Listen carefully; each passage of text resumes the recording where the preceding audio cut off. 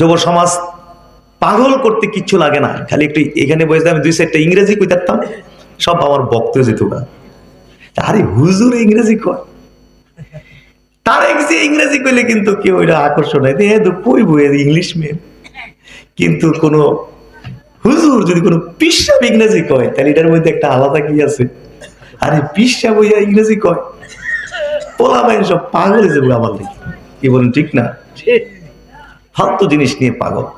জনপ্রিয়তা অর্জন করার জন্য এই দেশে তো মানে উস্কানিমূলক বক্তব্য না দিতে পারলে তো দাওয়াতই পাওয়া যায় না। উস্কানিমূলক বক্তব্য দিতে পারলে ডায়েরি ফিল আপ হয়ে যায়, কি বলেন ঠিক না?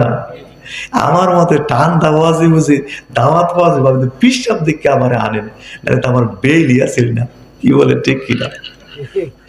উস্কানিমূলক বক্তব্য দিতে হবে, একেবারে মাইকটাই উল্লে ভালায় মারা দিতে ওইখানে কেমন করে দিব, তাই লিখো মাস গরম বক্তা, এই বক্তাকে দাওয়াত দিতেই হবে এই বছর আমাদেরকে।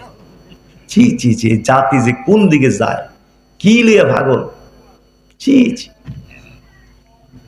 এই জন্য এদের নাস্তিক বাড়ার কারণে আমরা হুজুররা অন্যায় পাপ গুলো বাড়ার পিছনে মূলত আমরা হুজুরা দায়ী।